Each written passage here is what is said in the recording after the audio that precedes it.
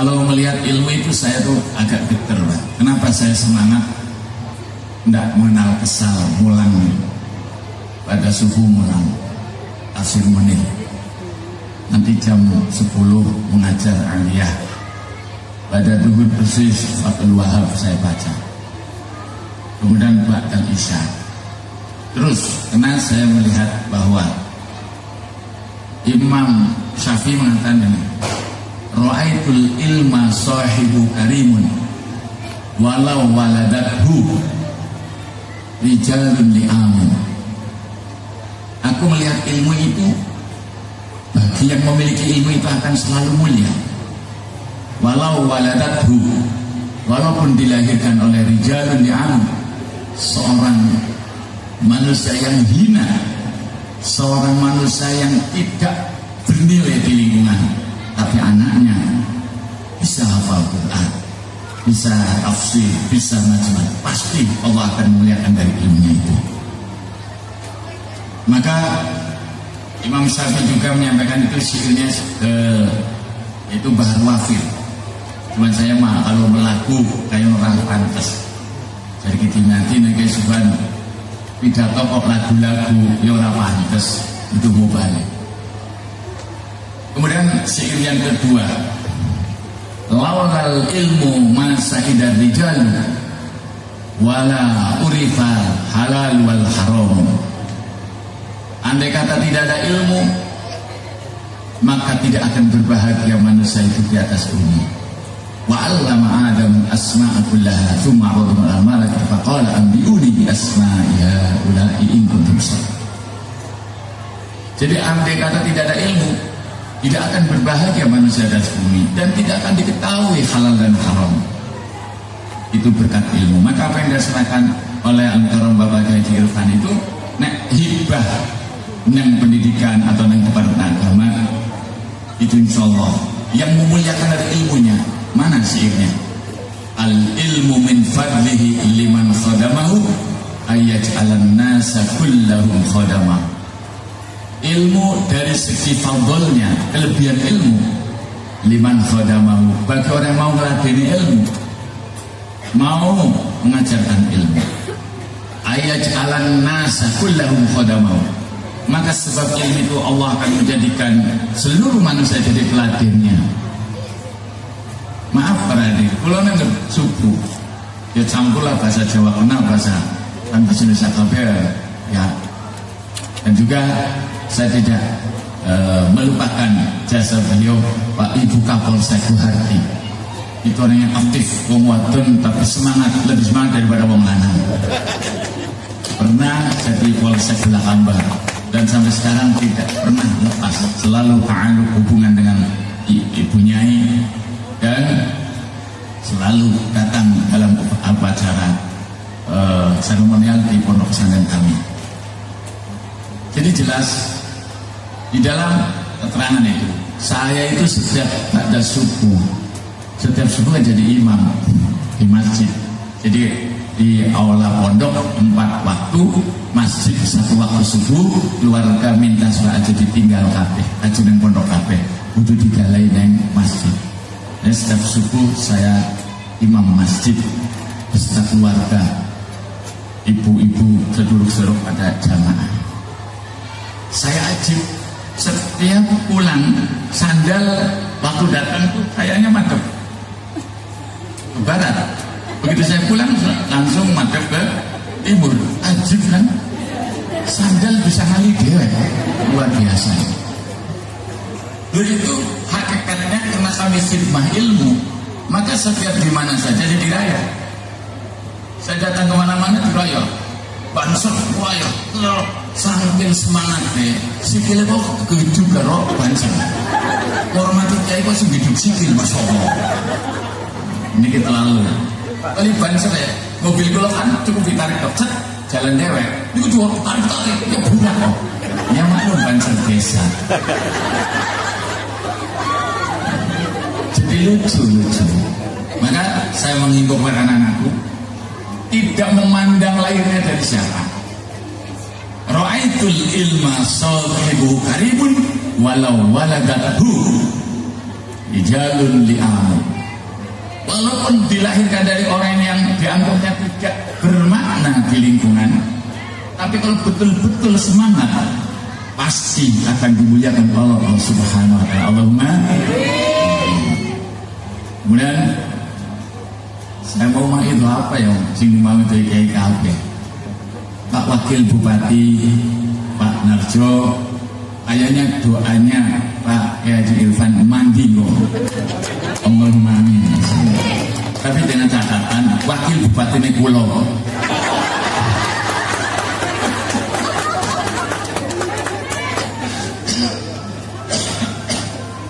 Yang buatan orang pantas dia jadi Wakil Bupati.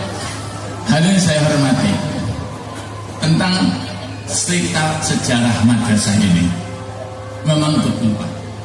Kenapa Ketua Komite Kiai Haji Imron dengan Kiai Haji Seruki saya dilibatkan, bahwa saya pernah menitipkan anak tahun 2006 di sini, namanya As'ad Lubik. Nah, lucu, ngapal Al-Quran pertama mondok di Jiwaringin, tidak lama kayaknya mati, pindah lagi ke Bentengan, Kiai Harir Hafidul Quran, kemudian ganggu Kiai Harir meninggal, pindah malih kemudian Kiai Abdul Aziz Fadul Kuang, baru setengah tahun Kiai ini meninggal malih. Harir balik nih, kalau kamu bukan pada mondok malih melas, Kiai ini mati terus. Bukan saya datang mati, saya datang mati. Ini menafalkan Quran kepada ibunya, ngaji biasa dari awal sampai Alfiyah sampai Tuhan Makmun langsung saya. Terus bilangnya gini, Singaduado Palembang Lampung be ngaji ning abah masa anaknya dia korban ulang. Nah, ini tahu-tahunya sekarang itu punya grup gambus. Itu kan yang gambus aduh. Saya lapor kepada Habib Lutfi, Bib, kenapa bagaimana saya begini dulu? Saya ke Isban, bijak nih kalau antuk ancaku. Aku juga seneng musik. Nek sampan pidato ngeluyur kayak kotrok melaku. Anak aku kudu ana variasi dalam dakwah. Aduh. Sampan nanti ilmu insyaallah kudu ilmu. Nah ini gue cari Habib Lutfi. Tapi yang jelas Pak Hari, maaf, ini untuk seluruh guru. Saya itu abahnya Makmun bin Maksum bin Kalimuddin. Itu dari guru agama. Setelah beliau itu meninggal, bapak meninggal, ada kepala guru dari Sindang Laut. Nah, bapak asli dari Karangsempung Sindang Laut. Kepala gurunya begini, Gus, awawi sanir abah. Gimana sih? Abahmu itu sakit pun berangkat, tidak pernah absen selama beliau itu mengajar sampai pensiun. Saya tanya, Imamun, kenapa panjangan beragama itu? Bukan, itu namanya Fatihlah. Loh, Yai, tidak usah, karena hanya 2 hari panjenengan mengajar. Apa jawabnya Bapak? Pak Saleh, kepala sekolah namanya Saleh. Pak Saleh, saya itu ingin punya anak soleh. Saya itu makan uang negara. Kalau kita tidak disiplin, mungkin anak saya juga jadi anak yang soleh. Hanya itu satu kata. Sehingga setelah berkembang, beliau itu pensiun pulang ke Brebes. Bapak asli Sunda, ibu saya Luwungragi. Hanya pindah ke Luwungragi tahun 69. Pensiun. Setelah Pak Masyudi jadi Kemenang Brebes, obrol karo Pak Nasruddin, anggota DPR Golkar Pusat waktu itu. Ngomong guyon, Pak Masyudi laka pegawai negeri anak kita di kiai oleh tanah ya. Jadi Pak Masyudi ngomong ngeten, lalu DPR bilang, anak Kiai Maimun, anaknya mana? Jadi kiai apa? DPR. Ayo, saya saya ke anak pegawai negeri kayak anak-anaknya dari kiai. Yang orang kenal Kiai Maimun orang kenal. Sing penting kenal wong Brebes. Kiai Maimun pegawai negeri, guru agama anaknya dari kiai. Siapa? Subhanallah. Ya lihat nih. Apa? Ya, ini gue jelas banget. Jadi disiplin itu, istiqomah itu bisa mencetak kader bangsa. Tapi kalau kita jadi pejabat, simpel ongkang-ongkang, sing penting nempel aja, balik bubar, gua sore akan maning di mana. Jadi bu anak kita nanti apa? Minta Allah dari contoh. Hari ini saya hormati sekaligus saya menjadi para guru, para pendidik. Tadi sampaikan apa kayak Irfan. Jadi pendidikan itu bukan hanya sekadar cerdas dan pintar, tapi harus akhlakul fadilah. Saya kemarin pada pertemuan NU Kabupaten Brebes di Malahayu menyampaikan ini pesan orang tua. Kalau kita ingin menempelkan, kalau mengaku organisasi apa, NU Muhammadiyah, yang penting kalau menempelkan anak soleh itu ada 4 syarat. Semua manusia ingin punya anak soleh, tapi tidak di tempat yang tempat soleh. Contoh, kalau aku gawe adonan roti, sudah jadi roti mesti masuk ke open, keliru ndalai nang wajan, jadi roten. Betul, olahan roti dikumplak-kumplak, oleh nangis, ya Allah ya Rabb, jadikanlah ini roti, salah ndalah. Orang bakal jadi kasih nangis betul. Betul? Kalau ingin mencetak anak, dia pada tempatnya. Kalau ingin agamanya kuat, ya dari tempat agama. Nuwun sewu barangnya. Kalau tak orang iri, SMK, SMA gini, ngeten santunan oleh gubernur, tapi aliyah MTS 3. Serusak dong. Ba'dul ulama mengatakan, ba'dus salaf idza dhahaba ila syekh tasaddaqa ilaih. Jadi orang-orang dulu itu kalau datang ke seorang guru untuk mendidik, itu sedekah. Maka bayaran anak ini itu sedekah. Itu adalah manfaat ilmu. Tapi nyadong terus belum tentu, paling-palingnya Korea jadi pekerja. Akhirnya kena corona, ya begitu. Itu menepis kenakalan anak itu karena saya orang tua kepada madrasah. Kalau kita ingin ongkang-ongkang dibantu pemerintah terus, anda diapa anak kita? Jadi basuki mawa halala tanan ilma illa bisikatin saumbik amadnya tukain wa khirsin wasdibarin wa bulhotin wa isar besar bulho itu ongkos saja. Kalau anak saya beasiswa di Maroko 2 anak tetap saya beri setiap bulannya. Kenapa? Loh, itu kan jaminan hanya makan dan kebutuhan sekolah. Tapi apakah manusia tidak hidup dengan yang lain? Maka saya tetap ngirim itu. Itu juga pernah bapak saya bilang begini. Saya kan nama asli Humaydi. Aku duwe hizib Maghribi. Dulu itu Maghribi Pak, setelah dijajah oleh Prancis menjadi Maroko. Aku duwe hijib Maghribi, mandi Humaydi. Tapi aku orang Maghribi kayak apa? Bukan bae neng anak loh. Wis tua apa? Ya bukan koneng kudu. Itu harapan itu.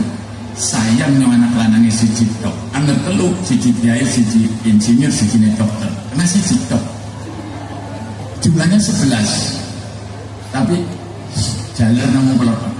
Jadi kabeh wadon kabeh, berarti sak rumah paling gagah nih kalau. Kayak jarang. Saya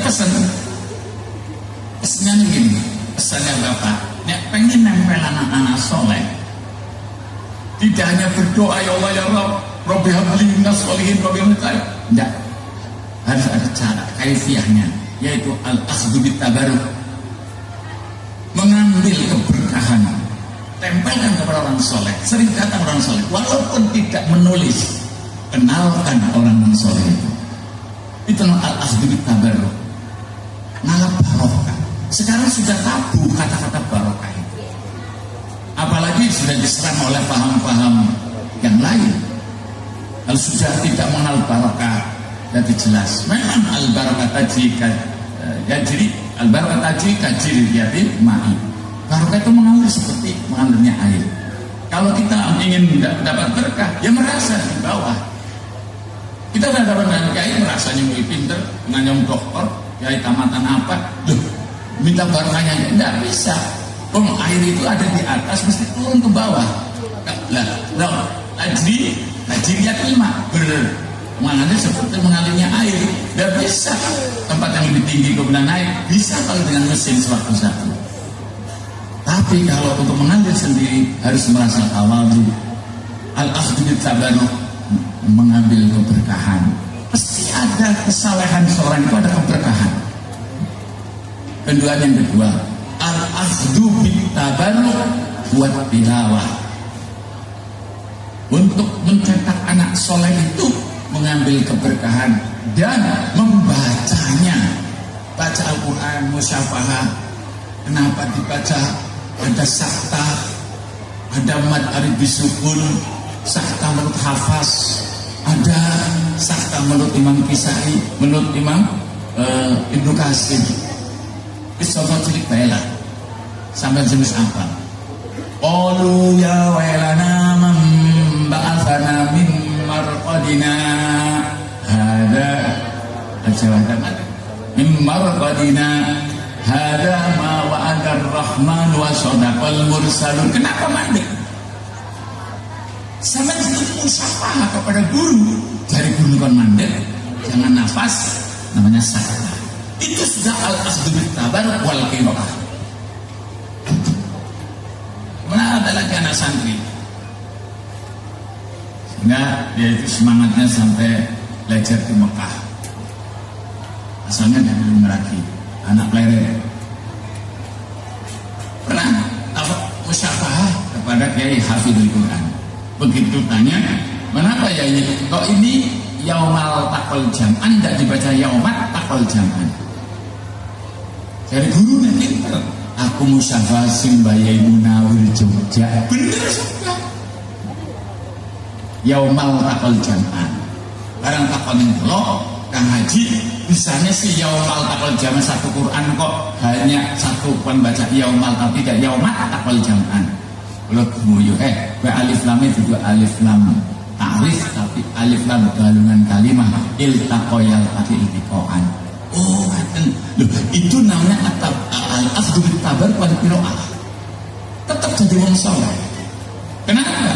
Bacanya benar, musyafahah benar. Loh, kenapa disusah? Kenapa mandek? Apa faedahnya? Ini antar ucapan ahli kubur dengan malaikat berbeda.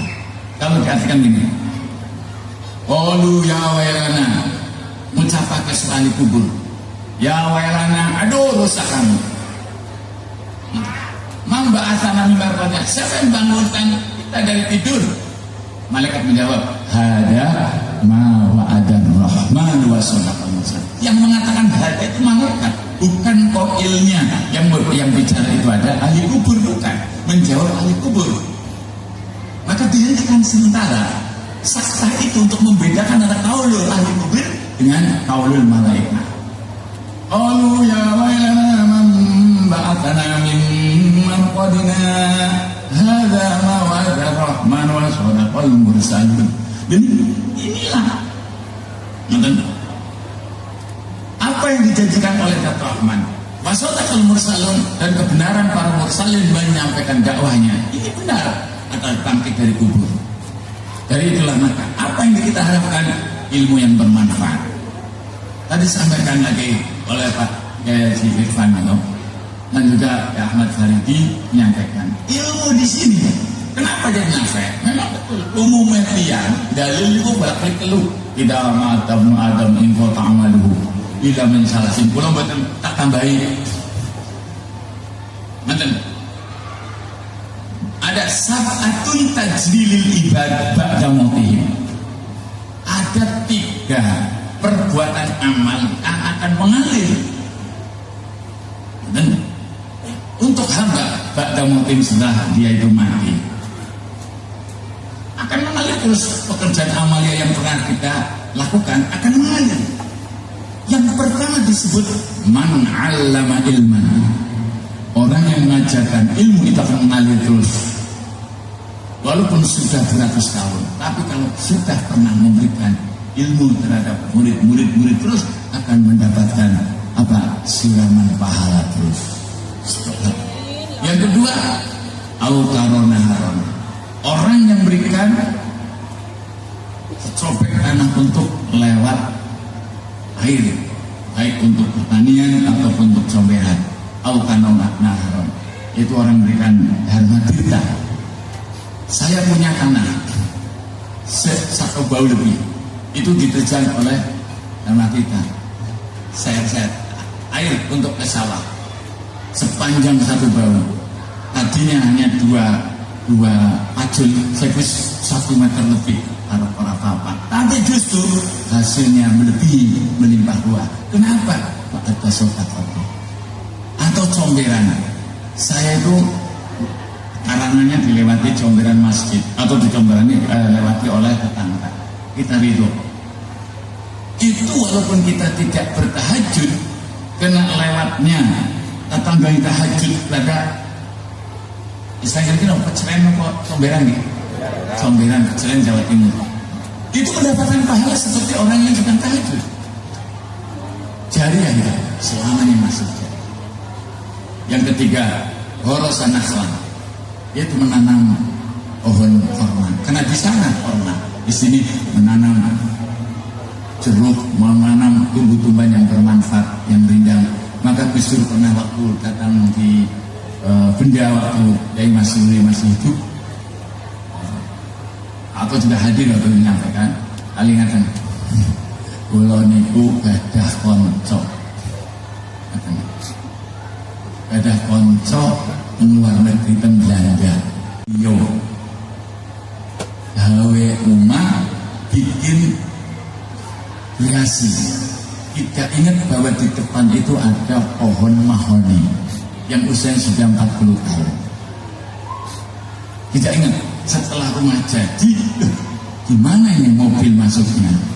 Akhirnya lapor ke desa, sampai lapor ke provinsi.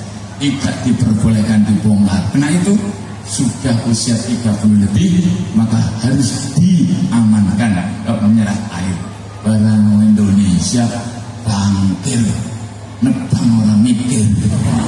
Terus pemilik sendiri mahoni itu karena undang-undang tidak boleh menebang pertumbuhan yang sudah usia 30 lebih, maka sampai sekarang belum bisa dibongkar. Tetap kreasi tidak bisa empati mobil itu kama kala Gus Dur. Itu jadi horosan nakhlan, kita pandai-pandai menanam. Pak Kapolres juga pada waktu hari santri mengirimkan 500 batang tumbuhan untuk pondok pesantren. Dan juga yang saya hormati Pak Gandhi yang mewakili Kapolres, ini Kapolresnya baru saja Kapolres baru, Pak Gatot. Kapolres yang lama sudah pindah, jadi ya mungkin belum berkenalan. Mudah-mudahan saja Brebes ini apa yang dari harapan masyarakat Brebes. Saya juga anak senang orang senang. Sebab Gula Kamba nanti ditempati pabrik-pabrik, ya kira-kira santri-santri nyong pada dia ngaji apa ora, lingkungannya nyong pada ngaji apa ora. Saya itu sudah lama Pak, ya pan kerja, sing penting aja neng ngeten Korea, aja neng ngeten Hong Kong. Ini sudah lama Pak, dibuleh sing ucap mana malaikat itu aja sudah. Ternyata penanganan penyakit corona itu masuk koring.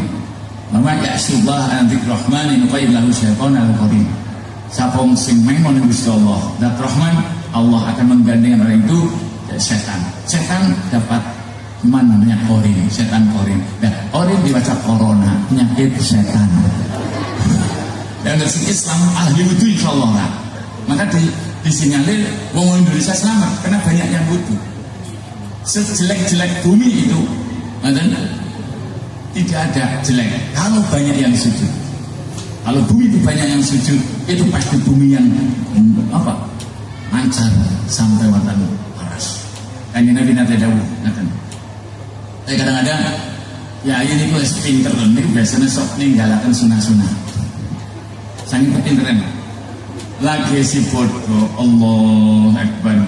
Allahu Akbar kabir walhamdulillah wa subhanallah wa sampai selesai. Barang wis alim wong sunah beda. Allahu Akbar alhamdulillah malah ada tuh bismillah hilang. Saking pinter ya. Suruh bismillah bismillah Allahu Akbar alhamdulillahirabbil alamin. Rasanya hebat banget. Biru Mekah baca bismillah liwih wae. Yang pertama itu akhdul bitabarruk. Al-akhdul bitabarruk. Berkah itu ada.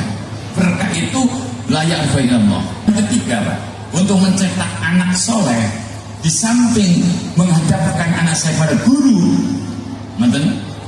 al-akhdhu bitabarruk wal qiraah. Itu yang kedua. Yang ketiga, al-akhdhu bitabarruk wal qiraah wa khallil ma'ani. Menghadapkan anak kepada seorang soleh, mengambil barokah. Yang kedua, membaca dan mengudari makna. Dalikal kitabu, ada itulah kitab la raiba fi, tidak ada keraguan. Itu harus dijelaskan. Kalau pakai utali itu. Maka ilmu tadi yang disampaikan, man alama ilman akan mengalir terus. Yang kedua, orang memberikan sebidang tanah untuk pengairan. Kemudian apa? Menanam tumbuhan yang bermanfaat. Biasanya wong tua kuno nuwun sewu, Pak. Kula datang wonten ke Abdul Mughni, niku umahe ketok wonten tanduran sawo. Kenapa kayak kuno nandur sawo? Sawo itu sampai ratusan tahun tidak akan mati, sampai geleng urip terus. Sawo wong biyen itu Pak. Sawo ditandur selang, walaupun kok anaknya malah jadi ulama besar, sepenting anak tumbuhannya sawan bening. Bisa bermanfaat. Nandur aja sering nandur. Untuk apa? Untuk anak cucu kami. Ada orang yang sudah tua pikun, sudah 80 tahunan. Anusarwan sebagai raja. Anusarwan sudah tidak ada 20 tahun. Seperti Pak Karno 20 tahun. Dari raja ini aja luwih sing 20 tahun. Saya luwih sing 20 tahun niku metu geblege. Anusarwan 20 tahun menjadi raja. Kemudian disukan ke rakyat, Pak. Jadi saat dulunya anak Pak Jokowi, Anusarwan sudah dalam berjanji itu ada Anusarwan. Itu disukan. Pas ada orang tua yang sedang menanam pohon korma, sudah 100 lebih, tinggal ada 500 lembar kurang lebih, masih 120-an dalam kita, masih 100 lebih. Anusarwan itu berhenti. Pak, saya mau tanya Pak, saya sampai sudah tua kok menanam pohon korma sebanyak itu. Sampai sudah hampir umur kok. Wafat ini sudah sempurna. Kalau sudah sempurna berarti harus mati. Duh, kok sampai masih rakus, nangis. Orang tua itu, ya Raja, aduh salah. Saya itu sejak kecil menikmati hasil karya orang tua yang sudah mati. Aku belum pernah berkarya. Meninggalkan apa pada mati. Ini untuk tinggalan anak cucu saya, bukan untuk saya. Akhirnya kembali. Sebaliknya, Anusarwan dulu tersujud di hadapan Allah. Ya Allah, ya Tuhan, aku meninggalkan apa? Sudah 20 tahun aku belum pernah meninggalkan kebaikan baik untuk bangsa. Maka disitulah Allah orang tua.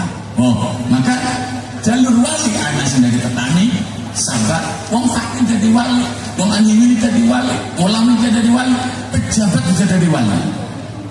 Umar bin Abdul Aziz wali min awliyaillah, seorang pejabat tapi wali.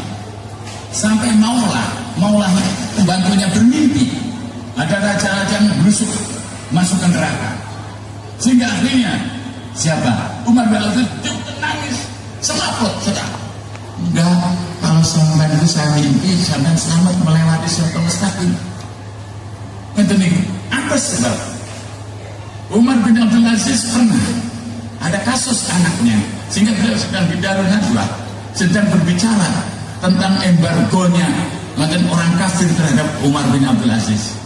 Lagi ngomong, Putranya datang, Pak, saya mau bicara Pak tentang keluarga Pak. Jangan nanti di rumah aja. Enggak, saya butuh Pak, di sini aja. Oh, wah, langsung bicara keluarga. Betul. Umar bin Abdul Aziz langsung merintahkan anakku, itu lampu dimatikan. Lampunya Pak Rongking Pak, yang minyaknya di bawah. Terus saya juga pernah dulu punya atomak Pak Rongking. Langsung dimatikan. Anaknya tanya, kenapa Pak? Pak dimatikan? Ya kamu mau bicara tentang keluarga. Ini lampu negara. Saya tidak boleh pakai fasilitas negara.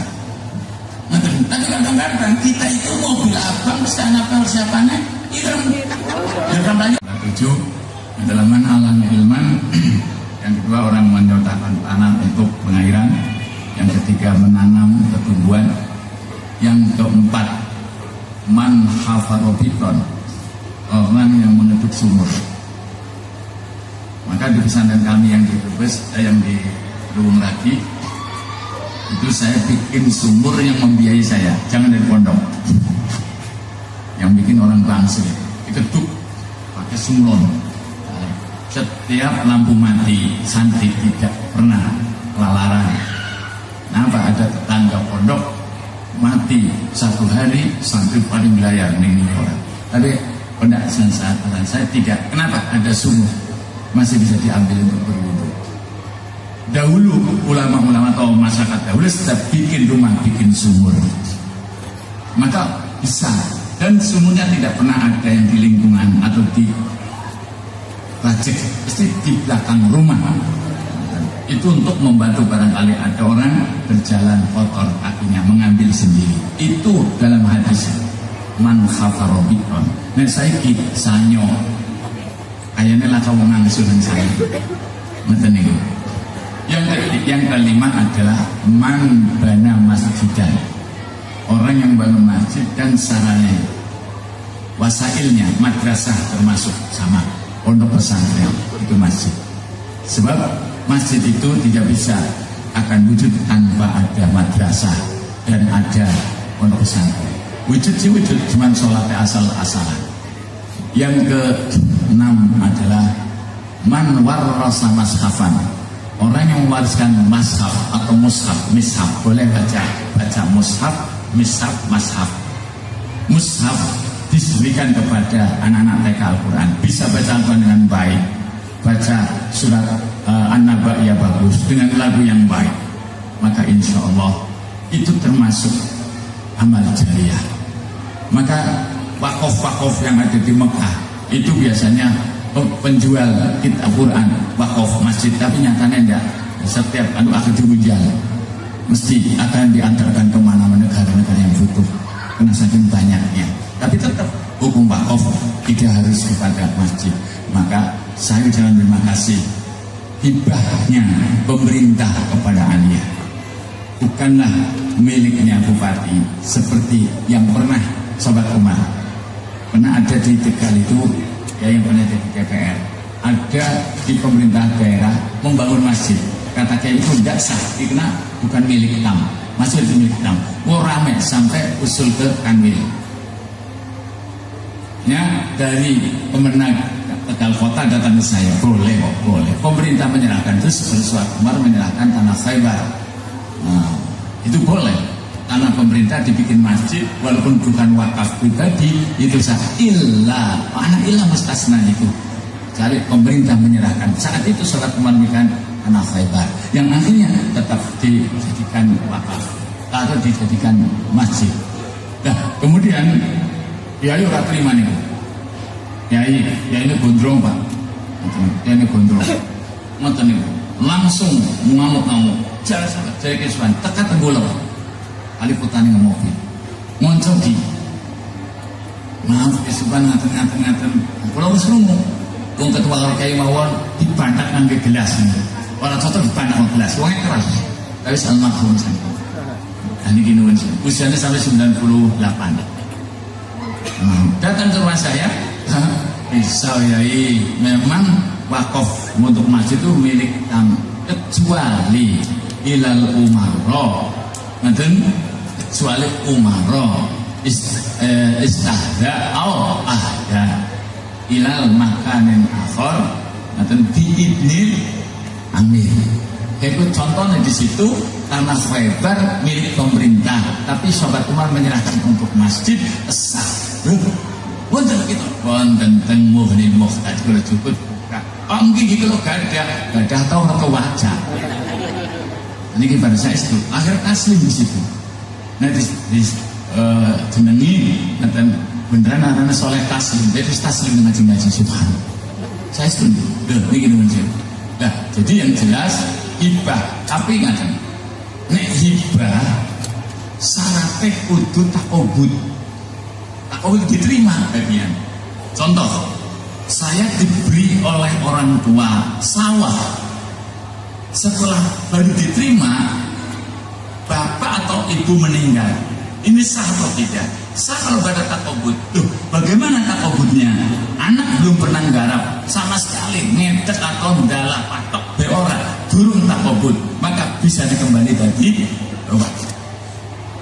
Tapi kalau sudah pernah digarap setahun bapak, itu sudah sah pada takobud. Mulanya tanah ini harus bagian diterima, diceblok di batu pertama. Itu tanda takobud. Jadi nanti apabila pemerintah mencabut, tidak bisa sudah diterima. Kalau belum ada bukti, bisa dijabat kembali oleh pemerintah. Paham? Ini cara-cara begitu. Itu ada orang bertanya, "Duh sawah sih ben keisuan." Nah sawah kan terimanya kang melan. Gelang kalau tak gampang. Nah sawah takobute wis tahu dikerjakan oleh anaknya, tahu garap 1 tahun atau setengah tahun, yang penting pernah digarap itu karena makna takobut sudah diterima, maka tidak sah untuk dikembalikan kecuali hibahnya seorang ibu terhadap anak. Kalau ini benar kasus ini saking loren ini gue sempat datang pom bensin ini Kerta Besuki. Ada orang datang ke saya, ini sudah menghibahkan kepada anak, tapi ternyata orang tua ingin haji, dicabut kembali.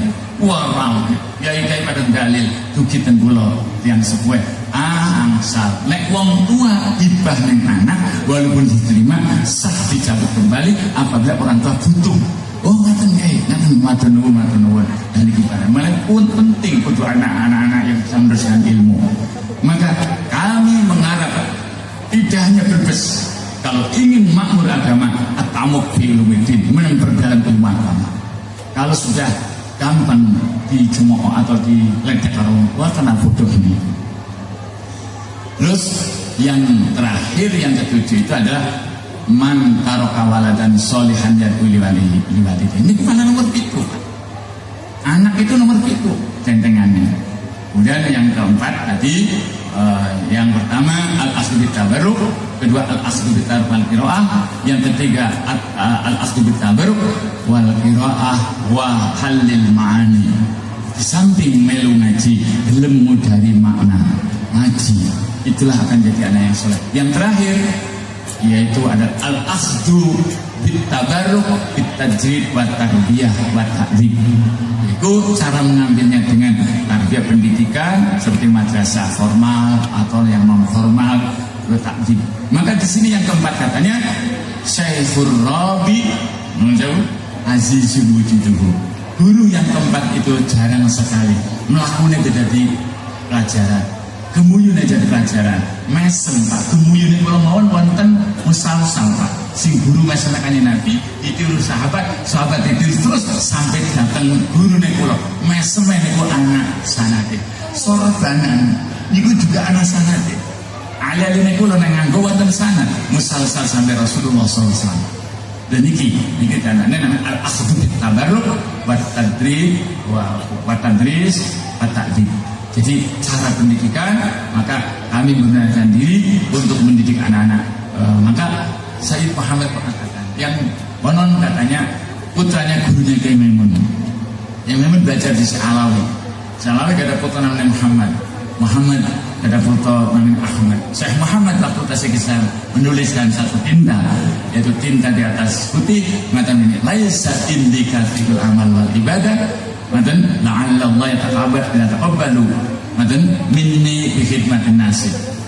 Aku aku tidak banyak amal, aku tidak banyak ibadah, akan tapi aku harap mudah-mudahan Allah menerima dariku atas khidmahku kepada umat. Maka guru-guru hadis ini khidmat masyarakat, dan bapak pejabat semua khidmat datang masyarakat, itu yang akan jadi amalan yang tidak diduga-duga. Allahumma amin.